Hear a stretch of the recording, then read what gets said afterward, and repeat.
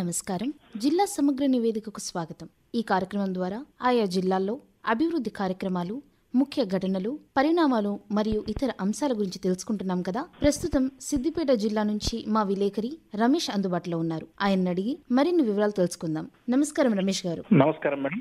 సిద్దిపేట జిల్లాలో ఇటీవల చోటు చేసుకున్న సంఘటనలు, కార్యక్రమాలు తెలియచేయండి. సిద్దిపేట జిల్లాలో లోక్సభ ఎన్నికల పోలింగ్ ప్రక్రియ సజావుగా జరిగింది. జిల్లాలోని 4 నియోజకవర్గాల్లో 78.4 పోలింగ్ శాతం నమోదైంది. సిద్దిపేట జిల్లాలో ఇటీవల ఆయిల్ పామ్ తోటల పెంపకాన్ని ప్రోత్సహించేందుకు అధికారులు అన్ని చర్యలు తీసుకుంటున్నారు. ఈ మేరకు ఉన్నతాధికారులు క్షేత్రస్థాయిలో పర్యటించి ఉద్యానవన శాఖ అధికారులకు తగు సూచనలు చేశారు. అదేవిధంగా ఇటీవల విడుదలైన 10వ తరగతి ఫలితాల్లో సిద్దిపేట జిల్లా రాష్ట్రంలోని 2వ స్థానంలో నిలిచింది. ఇటీవల జరిగిన లోక్సభ ఎన్నికల్లో జిల్లాలో ఎంత పోలింగ్ శాతం నమోదైంది?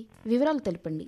లోక్సభ ఎన్నికలు సిద్దిపేట జిల్లాలో ప్రశాంతంగా ముగిశాయి. ఈ మేరకు జిల్లా పరిధిలోని 4 నియోజకవర్గాల్లో 78.4 పోలింగ్ శాతం నమోదైంది.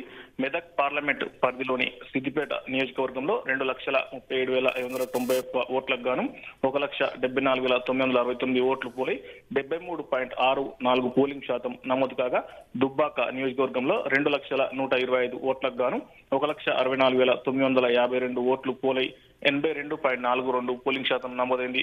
గజ్వేల్ నియోజకవర్గంలో 0.31 పోలింగ్ శాతం నమోదు కాగా, కరీంనగర్ పార్లమెంట్ పరిధిలోని ఉస్నాబాద్ నియోజకవర్గంలో 2,47,701 ఓట్లకు గాను 1,91,361 ఓట్లు పోలై 77.25 పోలింగ్ శాతం నమోదైనట్లు అధికారులు వెల్లడించారు. సిద్దిపేట జిల్లాలో ఆయిల్ ఫామ్ సాగు కోసం అధికారులు తీసుకున్న చర్యలేమిటి? సిద్దిపేట జిల్లాలో ఈ సంవత్సరం నిర్దేశించిన 7,000 ఎకరాల లక్ష్యానికి అనుగుణంగా ఆయిల్ పామ్ తోటల పెంపకానికి సమన్వయంతో పనిచేయాలని రాష్ట్ర horticulture, sericulture commissioner Ashok Reddy సంబంధిత అధికారులను ఆదేశించారు. సిద్దిపేట జిల్లా కలెక్టరేట్ కార్యాలయంలో ఇటీవలే ఉద్యానవన, వ్యవసాయ, ఆయిల్ ఫెడ్ మరియు మైక్రో ఇరిగేషన్ అధికారులతో సమావేశం నిర్వహించి జిల్లాలో పామ్ ఆయిల్ తోటల పెంపకంపై సమీక్ష నిర్వహించారు. ఈ సందర్భంగా ఆయన మాట్లాడుతూ, జూన్ వరకు జిల్లాలో వచ్చే ఆయిల్ పామ్ పంటను రైతుల నుండి స్వీకరించేందుకు ఫ్యాక్టరీ వద్ద కలెక్టింగ్ సెంటర్ ను ఏర్పాటు చేసి అశ్వరావుపేట ఆయిల్ ఫామ్ ఫ్యాక్టరీకి పంపించేందుకు ఏర్పాటు చేయాలని ఆదేశించారు. జిల్లాలో పామాయిల్ తోటల పెంపకానికి చాలా అవకాశాలున్నాయని, పామాయిల్ తోట విస్తీర్ణంలో ఖమ్మం, భద్రాద్రి, కొత్తగూడెం జిల్లాల తర్వాత 11,140 ఎకరాలతో 3వ స్థానంలో సిద్దిపేట జిల్లా ఉందన్నారు. ఈ సంవత్సరం జిల్లాలో నిర్దేశించిన 7,000 ఎకరాలలో నూతనంగా పామాయిల్ తోటల పెంపకానికి ఉద్యానవన, వ్యవసాయ, మార్క్ఫెడ్ మరియు మైక్రో ఇరిగేషన్ అధికారులు సంయుక్తంగా కృషి చేయాలని, అలాగే రానున్న 2 ఏళ్లలో 25,000 ఎకరాలలో ఆయిల్ ఫామ్ తోటల సాగు జిల్లాలో జరగాలన్నారు. ఆయిల్ ఫామ్ ఫ్యాక్టరీ నిర్మాణానికి ఇప్పటికే 30 నుండి 40 కోట్ల రూపాయలు ఖర్చు చేయడం జరిగిందన్నారు.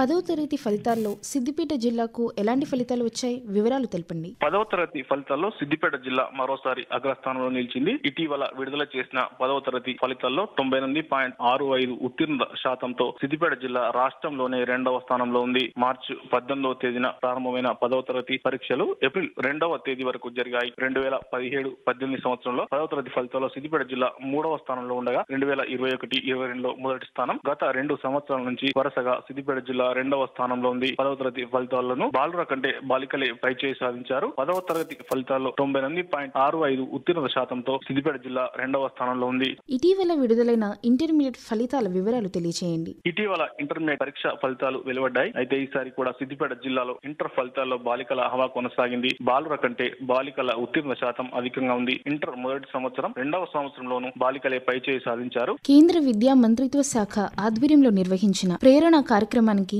జిల్లా నుంచి ఎంతమంది విద్యార్థులు ఎంపికయ్యారు? ప్రేరణ కార్యక్రమానికి 9 నుండి 12వ తరగతులను చదివే విద్యార్థుల నుండి జిల్లాకు 2 ఎంపిక చేయడానికి గాను ప్రభుత్వ, private, residential, KGBV model schools Navodaya పాఠశాలలో ఏప్రిల్ 2వ తేదీ నుంచి 6వ తేదీ వరకు ప్రేరణ ఉత్సవాలను నిర్వహించారు. ప్రాథమికంగా 30 మందిని ఎంపిక చేసి వారికి మళ్లీ ఇంటర్ నిర్వహించగా చివరగా ఒక అమ్మాయిని, ఒక అబ్బాయిని సిద్దిపేట జిల్లా నుంచి ఎంపిక చేశారు. ఇదండి సిద్దిపేట జిల్లా నుంచి మా విలేకరి రమేష్ గారు అందించిన జిల్లా సమగ్ర నివేదిక. మరో రోజు మరో జిల్లా నుంచి సమగ్ర నివేదికను విందాం. అంతవరకు సెలవు. నమస్కారం.